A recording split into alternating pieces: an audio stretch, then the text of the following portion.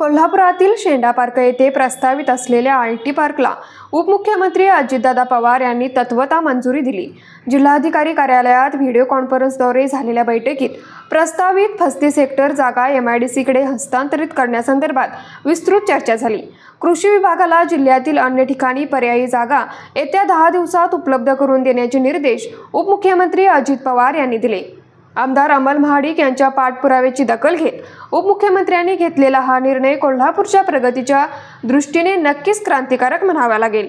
यासाठी सहकार्य करणारे मुख्यमंत्री देवेंद्र फडणवीस, पालकमंत्री प्रकाश आंबेडकर, वैद्यकीय शिक्षण मंत्री हसन मुश्रीफ, उच्च व तंत्र शिक्षण मंत्री चंद्रकांतदादा पाटील, खासदार धनंजय महाडिक, जिल्हाधिकारी अमोल येडगे आणि जिल्हा प्रशासनाचेही अभिनंदन आणि आभार आमदार अमल महाडिक यांनी मानले। न्यूज मराठी 24 कोल्हापूर।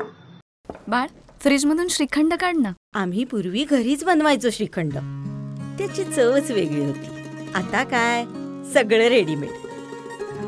आजी, हे श्रीखंड खाऊन बघ। आज तुझ्या आईनं घरीच बनवलं की काय?